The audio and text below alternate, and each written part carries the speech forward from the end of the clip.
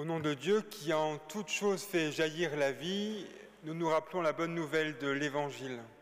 Qui que vous soyez, d'où que vous veniez, quelle que soit votre histoire de vie, quelles que soient vos forces, vos blessures, vos faiblesses, quelles que soient vos convictions, quelle que soit votre sensibilité religieuse, quels que soient vos choix, vos itinéraires, la grâce et la paix vous sont données de la part de Dieu qui est Père, de Jésus-Christ notre Sauveur et notre Frère, et du Saint-Esprit, le souffle de vie. Amen. Le Seigneur nous accueille, le Seigneur nous rassemble. Chantons son nom avec la première strophe du 36-21.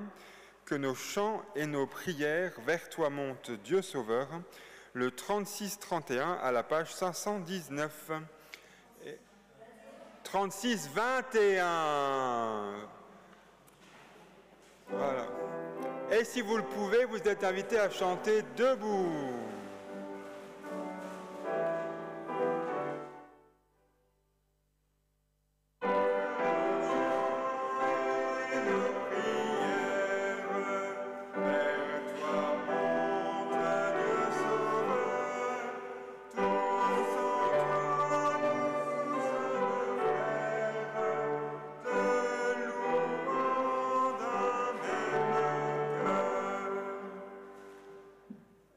L'invitation que je vous fais maintenant est multiple. D'abord de reprendre place. Ensuite de garder ce 36-21 avec un petit signet parce qu'on le reprendra pour la suite de la liturgie. Et ma dernière invitation est de déjà préparer le prochain chant, à savoir le psaume 84. Le 84, soit j'augmente la sono, soit je parle plus fort. Ouais, voilà.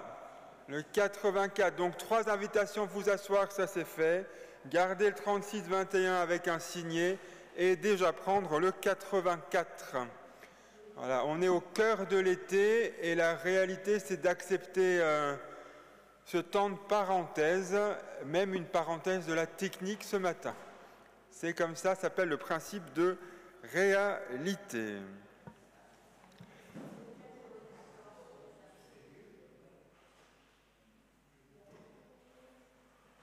Je vous sens pas à l'aise. Est-ce que tout vous allez bien? Est-ce que ça va? Vous avez compris les indications?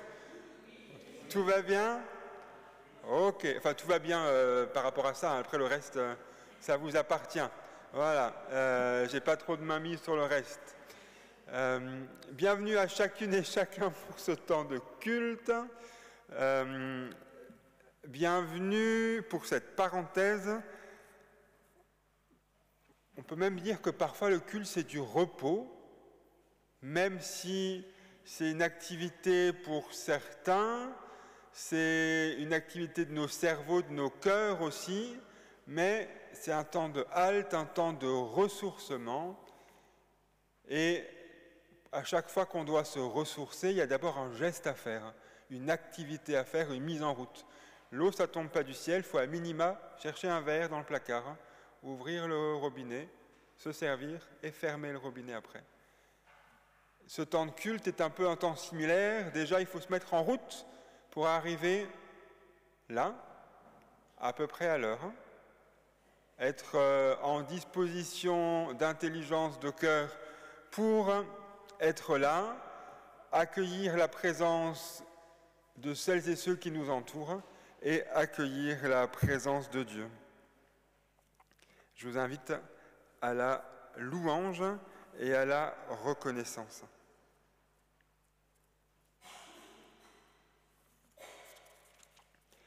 Sans fin, Seigneur, je chanterai ton amour. D'âge en âge, je proclamerai ta fidélité. Oui, je dis, ton amour est établi pour toujours et ta fidélité est plus ferme que les cieux. Les cieux célèbrent tes merveilles, Seigneur, et l'assemblée des croyants ta fidélité. Seigneur Dieu de l'univers, quelle est ta puissance? C'est l'amour qui rayonne de toi. Heureux le peuple qui saura t'acclamer tout le jour. À ton nom, il dansera de joie. Et je vous invite à poursuivre cette louange en faisant nôtre le psaume 84. Le psaume 84 à la page 98, enfin aux pages 98-99, dont nous chantons les 4 strophes. Et si vous le pouvez, vous êtes invités à chanter debout.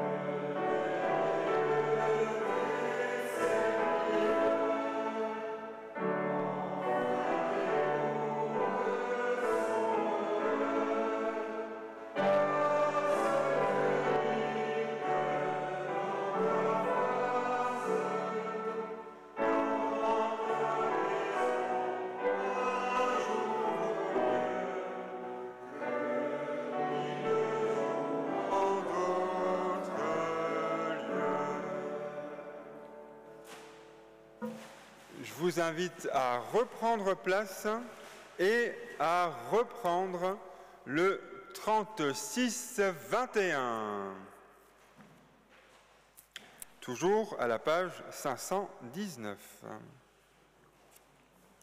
Écoutons le chemin de vie que Dieu nous donne pour une vie libre, heureuse et épanouie, avec ces mots de la première lettre à Pierre. Dieu s'oppose aux orgueilleux, mais il accorde sa grâce aux humbles. Dieu s'oppose aux orgueilleux, mais il accorde sa grâce aux humbles. Déposons nos vies entre les mains de Dieu. Seigneur notre Dieu, tu nous demandes de t'aimer et d'aimer notre prochain comme nous-mêmes. Permets que nous puissions consoler et guérir là où nous avons méprisé et blessé. Veuille réparer toi-même le mal que nous avons causé et aide-nous à réparer également avec toi, avec ta force, le mal que nous avons causé. Et le mal dont les conséquences sont hors de notre portée, sois-en responsable. Accorde-nous la grâce d'une vie renouvelée, afin que ta lumière rayonne à travers nous. Seigneur, voici nos vies. Aide-nous à les rendre belles et justes sous le regard de ton amour et de ta loi. Amen. Nous avons le même Père, un seul Maître, Jésus-Christ, cette foi qui nous éclaire est le don d'un même esprit.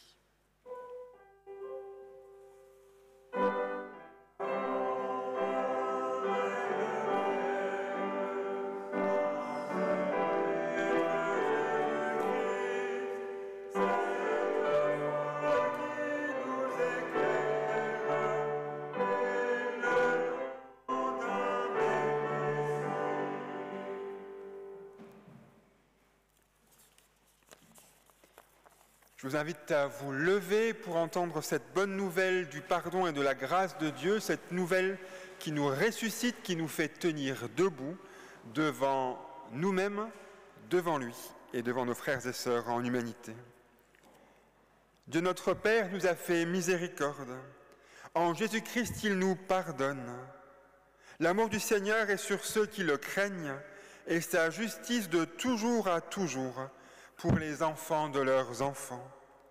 Avec toutes celles et ceux qui mettent leur confiance en Dieu, chantons ensemble sa gloire.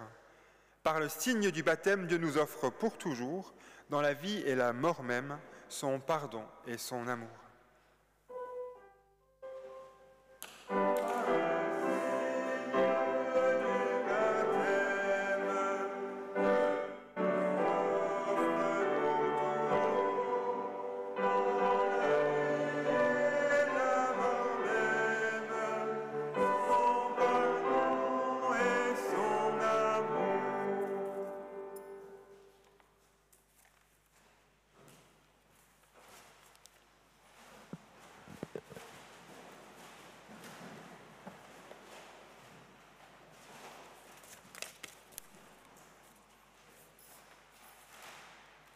Prions. Seigneur notre Dieu, chaque jour tu nous donnes le pain de la vie présente. Et en Jésus-Christ, tu nous offres le pain de la vie éternelle. Accorde-nous de recevoir l'un et l'autre avec reconnaissance et de les partager avec ceux vers qui tu nous envoies. Amen. Nous commençons la lecture d'aujourd'hui par le deuxième livre de Samuel, au chapitre 12, et nous lisons les versets 1 à 15. Le Seigneur envoya vers David le prophète Nathan, qui alla le trouver et lui dit : « Dans une même ville, il y avait deux hommes. L'un était riche, l'autre était pauvre. Le riche avait des moutons et des bœufs en très grand nombre. Le pauvre n'avait qu'une brebis, une toute petite qu'il avait achetée. Il la nourrissait et elle grandissait chez lui au milieu de ses fils. Elle mangeait de son pain, buvait de sa coupe, elle dormait dans ses bras, elle était comme sa fille. Un voyageur arriva chez l'homme riche. Pour préparer le repas de son hôte, celui-ci épargna ses moutons et ses bœufs.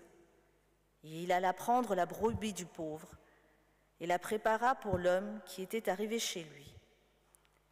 Alors David s'enflamma d'une grande colère contre cet homme et dit à Nathan : « Par le Seigneur vivant, L'homme qui a fait cela mérite la mort, et il remboursera la brebis au quadruple pour avoir commis une telle action et n'avoir pas épargné le pauvre. »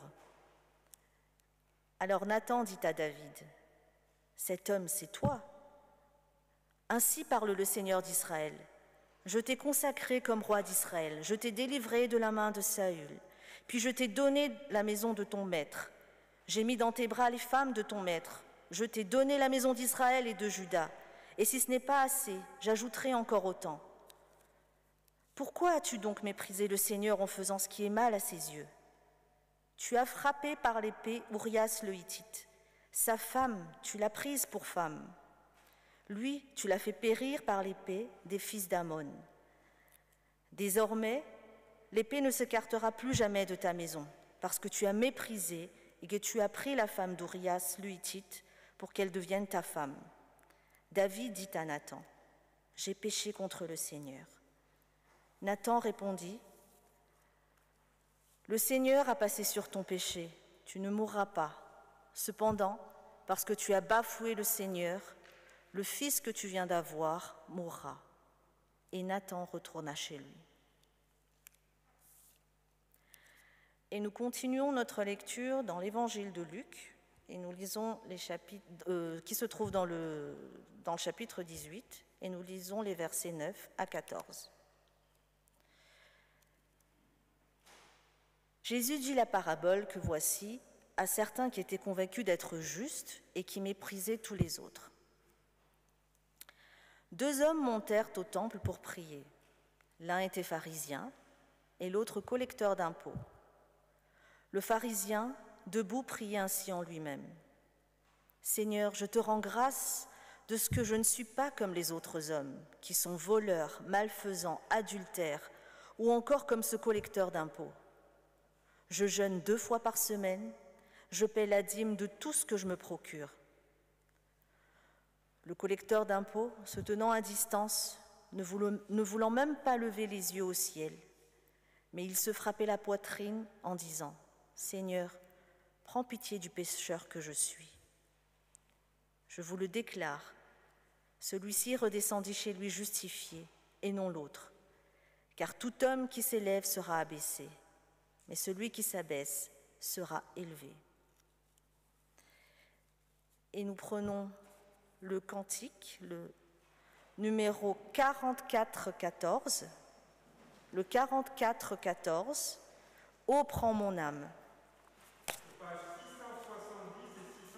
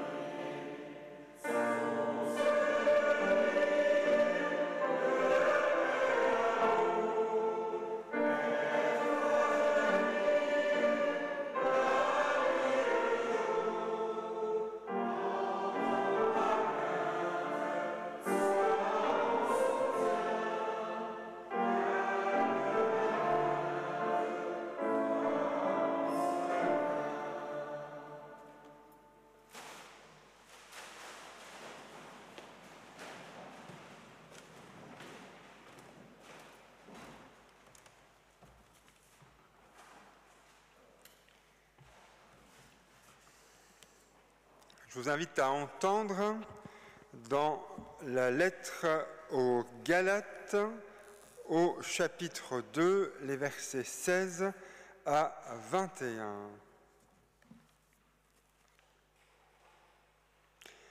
Nous le savons, les êtres humains ne sont pas rendus justes parce qu'ils obéissent à la loi de Moïse, mais seulement parce qu'ils croient en Jésus-Christ.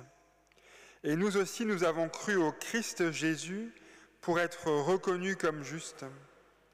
Nous avons été reconnus comme justes en croyant au Christ et non pas en obéissant à la loi.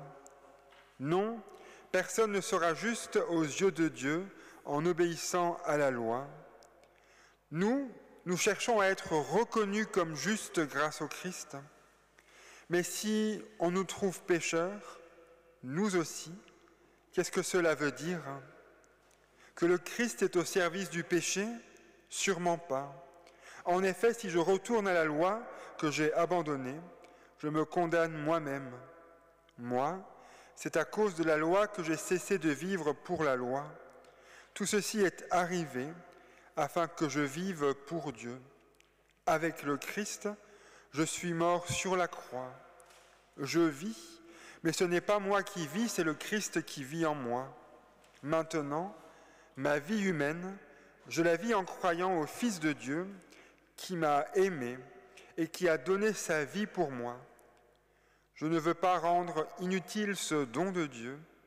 En effet, si c'est la loi qui rend juste, le Christ est mort pour rien.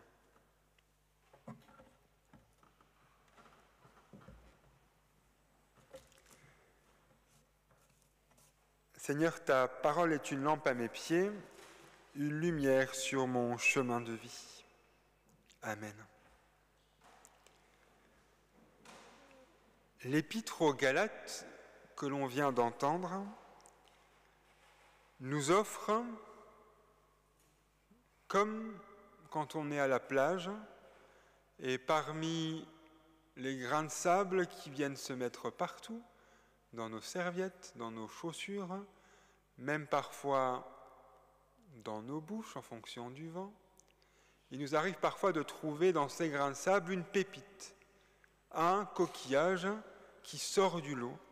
Eh bien, l'Épître aux Galates ce matin nous offre ce petit cadeau inattendu qui sort du lot. Ce petit cadeau qui a été redécouvert dans le sable par la Réforme protestante, au moment de la Réforme protestante. L'humain est rendu juste par la foi, pas par la loi.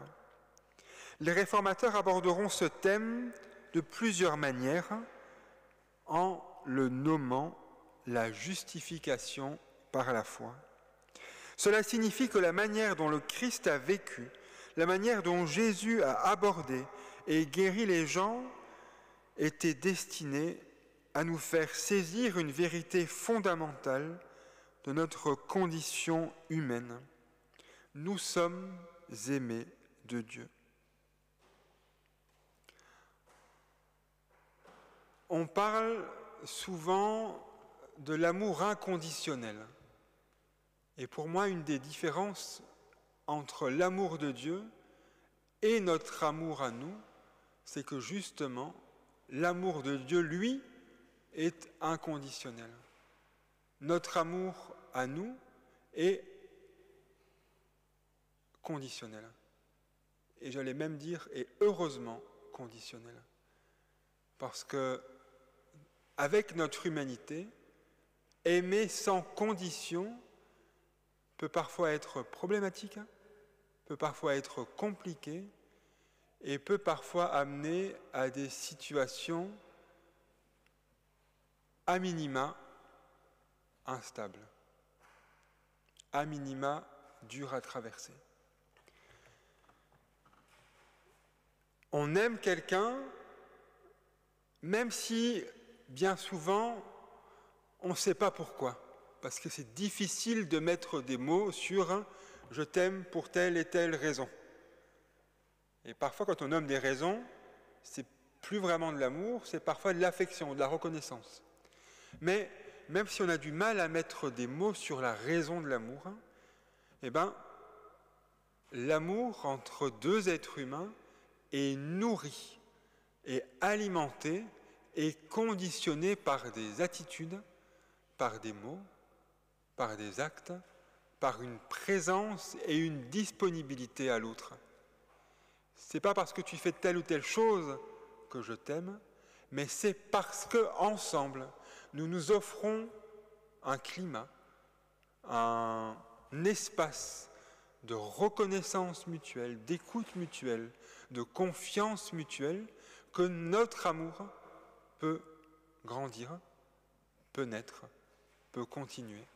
Oui, notre amour à nous est conditionnel en fonction de ce que l'on vit avec l'autre, en fonction du temps, en fonction des moments de notre vie, et parfois un amour donné pendant un temps peut s'estomper, peut se retirer, ou alors peut ne jamais se retirer malgré les circonstances, malgré les absences, malgré les situations.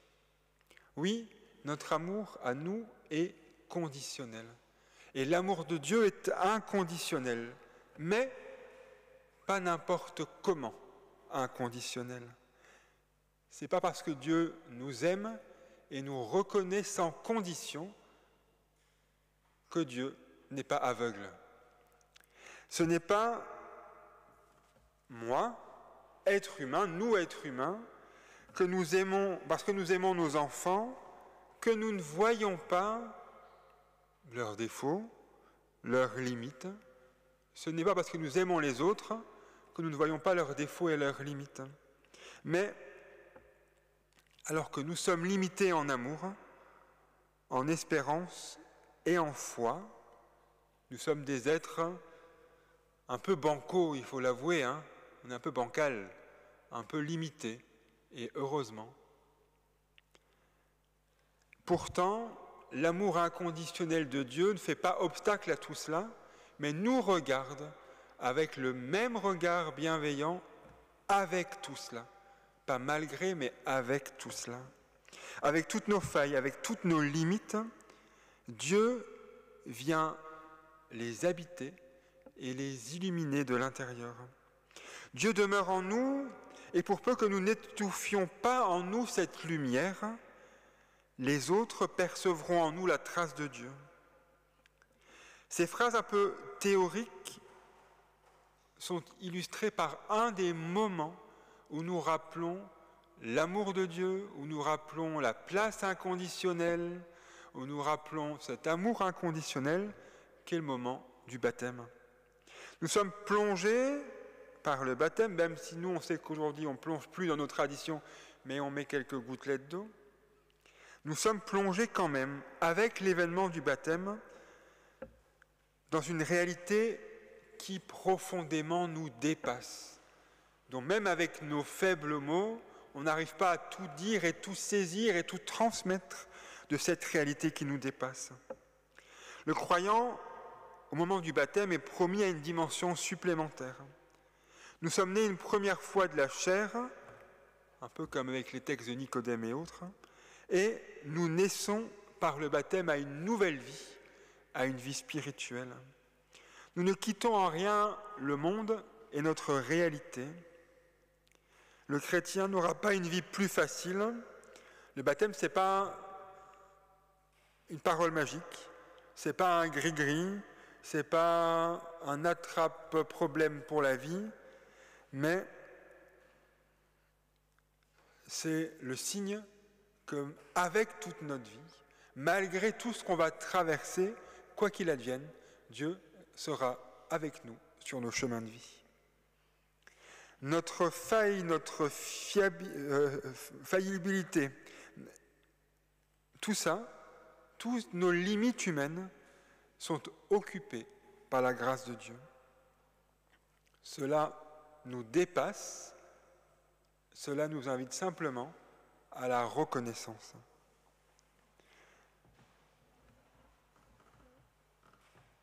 Ça nous invite non pas à chaque fois à se regarder le nombril en disant Je suis mal, c'est mauvais, je suis faible, je suis petit, je suis limité. Mais ça nous invite à ne plus se regarder le nombril, mais à s'ouvrir aux autres et laisser notre vie être perméable à Dieu. Dieu vient la guérir, la consoler, nous relever, nous déplier. Voilà pourquoi Dieu ne se moque pas de nos errances, de nos erreurs, de nos doutes, de notre manque d'amour ou de foi. Dieu nous regarde d'un regard bienveillant.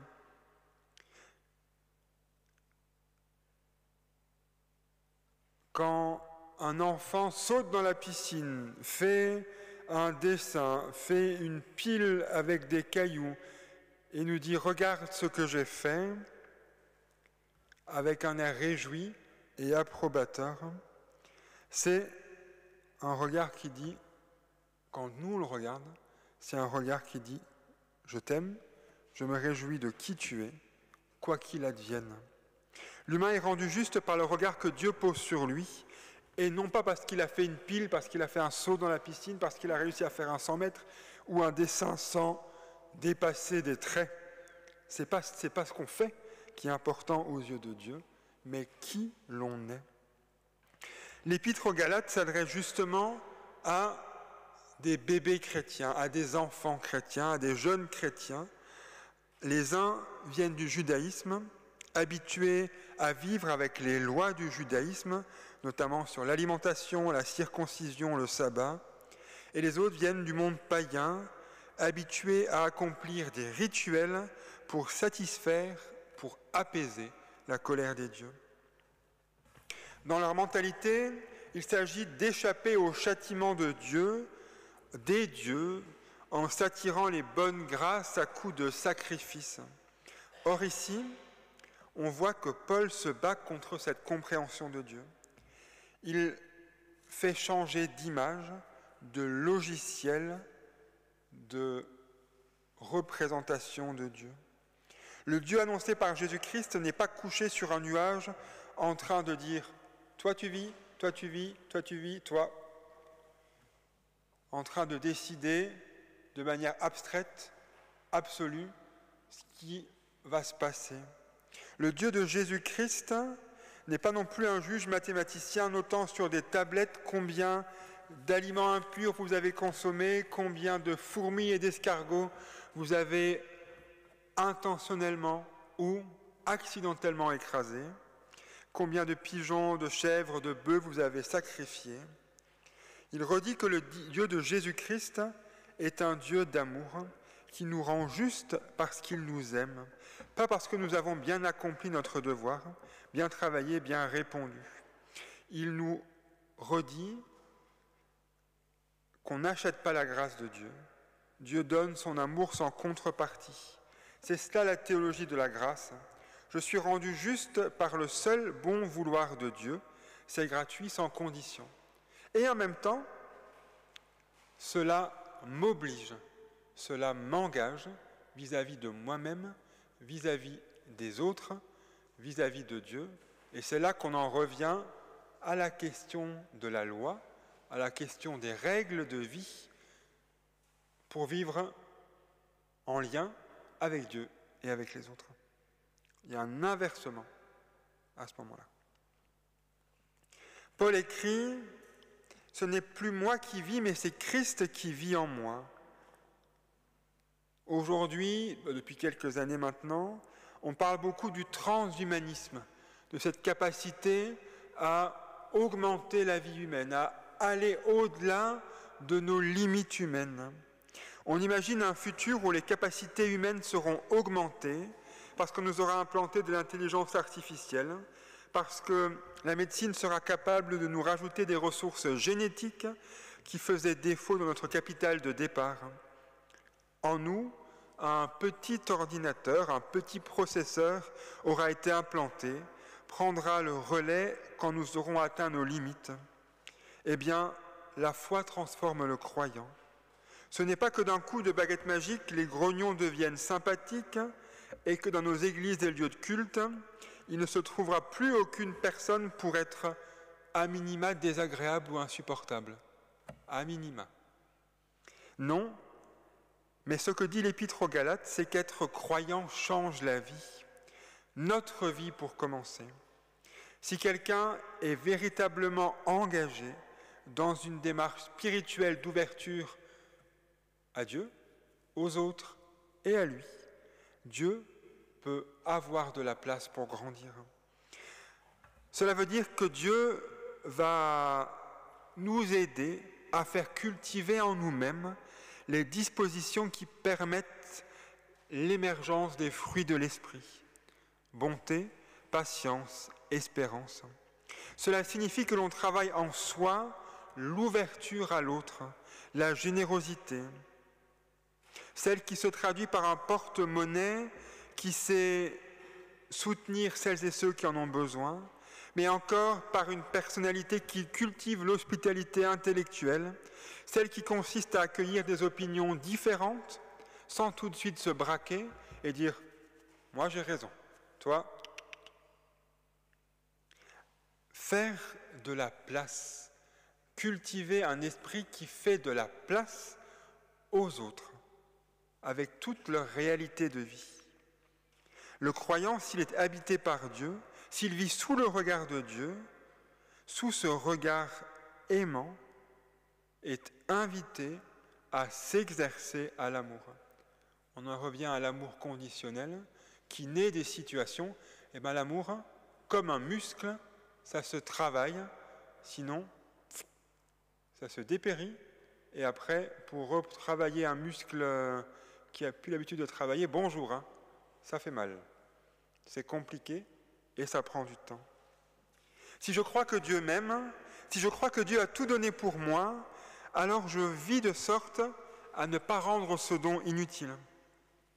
Je refuse de gaspiller ce prix de la grâce et je tâche de faire fructifier ce qui a été semé en moi en générosité, en courage, en vérité, en solidarité et en gratitude.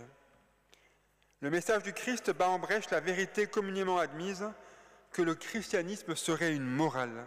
Eh bien non, la morale n'a pas besoin de Dieu, la morale n'a pas besoin d'amour. La morale est mathématique, logique. D'un côté le bien, de l'autre le mal. D'un côté les bonnes, de l'autre les mauvaises actions. La morale tient la comptabilité soigneusement. Selon le poids de la balance, je suis expédié soit vers le haut, au paradis, soit en enfer, vers le bas. Mais tout ceci n'est pas le message du Christ. Non, Dieu ne m'expédie pas dans une zone définie. Dieu veut habiter en moi et m'aider à vivre ma vie humaine. Il veut élargir en moi l'espace par la confiance, l'espace pour la confiance. Autrement dit, la foi. Foi en Dieu, en l'autre, foi en moi-même. Une foi qui a une capacité à ne pas se prendre au sérieux, à ne pas prendre trop Dieu au sérieux, et une foi qui ne connaît pas le mot de blasphème et qui ne bat pas pour protéger l'image qu'on a d'un Dieu, même si on a l'impression qu'en utilisant quelqu'un tout en bleu ou une femme, ça pourrait porter atteinte et offense à Dieu. J'en suis persuadé, Dieu n'a pas besoin qu'on le protège, mais c'est à nous de nous protéger de notre capacité à être dogmatique et à être fermé aux autres. Dieu sait se protéger lui-même et Dieu, justement, s'il nous aime tels que nous sommes, nous aime avec nos limites, avec notre fragilité. Et justement, je trouve ça bien parfois de se faire un peu secouer. Ça montre qu'on n'est pas des machines, ça montre qu'on n'est pas des robots, mais des êtres humains doués de sensibilité et d'émotion. Oui, la foi nous ouvre un espace de confiance, nous ouvre un espace de respiration, nous ouvre un espace pour être libre d'être qui l'on est, avec nos limites. Seule force pour se regarder avec lucidité, s'aimer soi-même et aimer les autres. L'amour de Dieu qui nous nourrit n'use d'aucune méthode, aucune autre méthode que celle simplement d'être une invitation. Alors que ce matin, Dieu s'invite chez nous, qu'il élargisse notre cœur et notre réalité. Amen.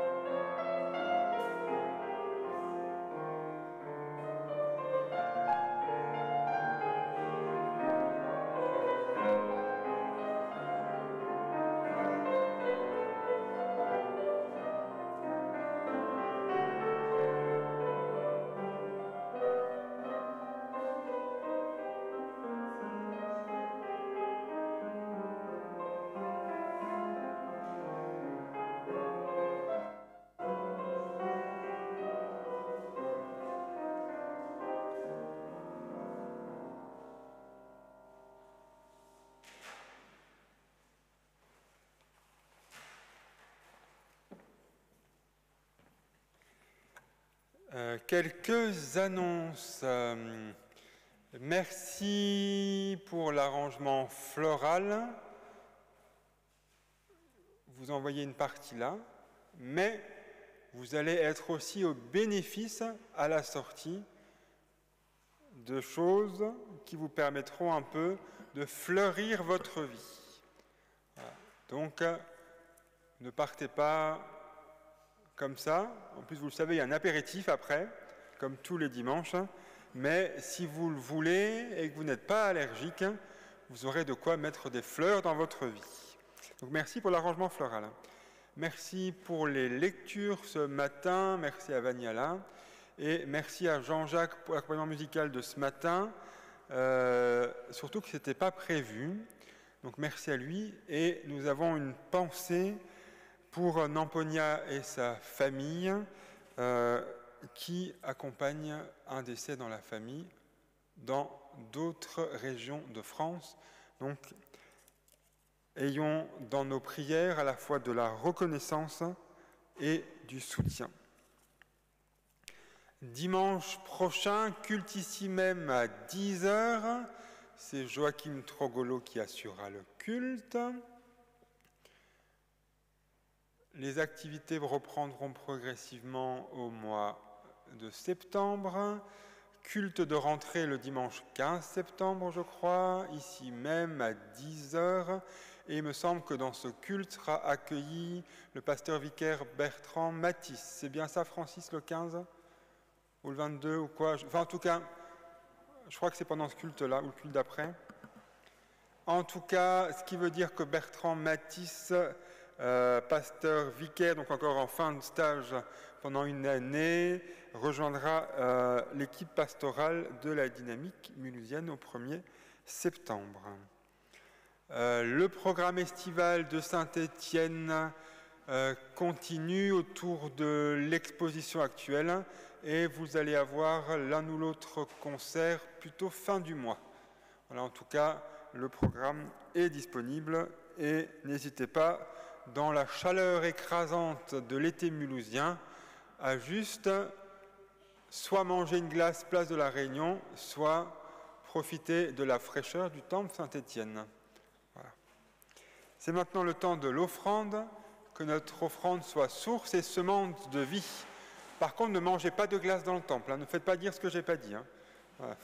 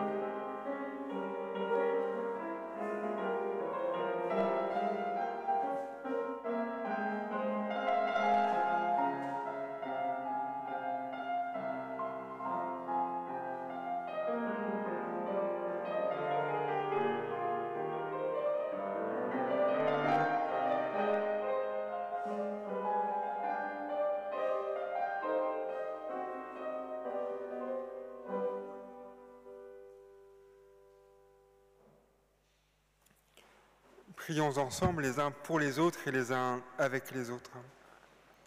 Seigneur Dieu, grâce te soit rendue pour ta parole. Elle nous éclaire et nous guide. Que notre vie tout entière soit un reflet de ta volonté. Fais connaître ton amour à celles et ceux qui autour de nous restent sourds à ton appel. Regarde avec bonté le pays dans lequel nous vivons. Assiste dans leurs charges celles et ceux qui ont autorité parmi nous, et qu'ainsi chacun puisse œuvrer en paix pour le bien de tous. Seigneur, nous te prions, sois avec les personnes que la maladie et les situations de vie isolent, celles qui souffrent de solitude, celles qui traversent une épreuve. Tiens-toi auprès d'elles pour les consoler et les soutenir. Dieu 3 fois saint, regarde avec amour et bonté ton Église partout sur la terre, qu'en toutes circonstances, elle porte l'espérance jusqu'au jour où nous te célébrerons dans ton royaume. Seigneur, toutes nos prières formulées et non formulées, nous te les déposons avec les mots priés par les églises et les chrétiens de tous les temps et de tous les lieux, ces mots avec lesquels nous pouvons te nommer Père. Notre Père qui es aux cieux, que ton nom soit sanctifié, que ton règne vienne, que ta volonté soit faite sur la terre comme au ciel. Donne-nous aujourd'hui notre pain de ce jour, pardonne-nous nos offenses, comme nous pardonnons aussi à ceux qui nous ont offensés. Et ne nous laisse pas entrer en tentation, mais délivre-nous du mal, car c'est à toi qu'appartiennent le règne, la puissance et la gloire, au siècle des siècles. Amen. Que Dieu nous bénisse et nous garde, c'est ce que nous voulons à présent chanter avec le psaume 67, le 67 dont nous chantons toutes les strophes. Vous allez voir, toutes les strophes, ça veut dire 2 strophes. Le 67 dans sa forme A, et si vous le pouvez, vous êtes invité à chanter debout.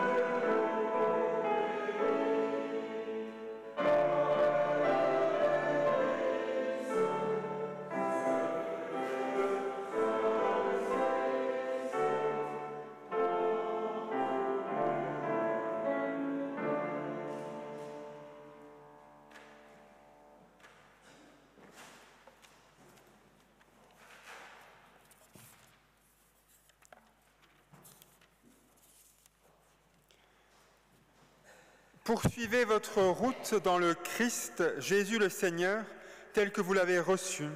Soyez enracinés et fondés en lui, affermis dans la foi et débordants de reconnaissance. Que le Dieu qui a levé Jésus-Christ d'entre les morts fasse lever en toi ce qui est mort. Que le Dieu qui sème à tout vent fasse lever en toi la plus belle des moissons. Il t'accompagne tous les jours sur ton chemin de vie. Va dans la paix, sûr de son amour. Amen. Bon dimanche à vous toutes et à vous tous, et je vous invite à reprendre place pour profiter du dernier morceau.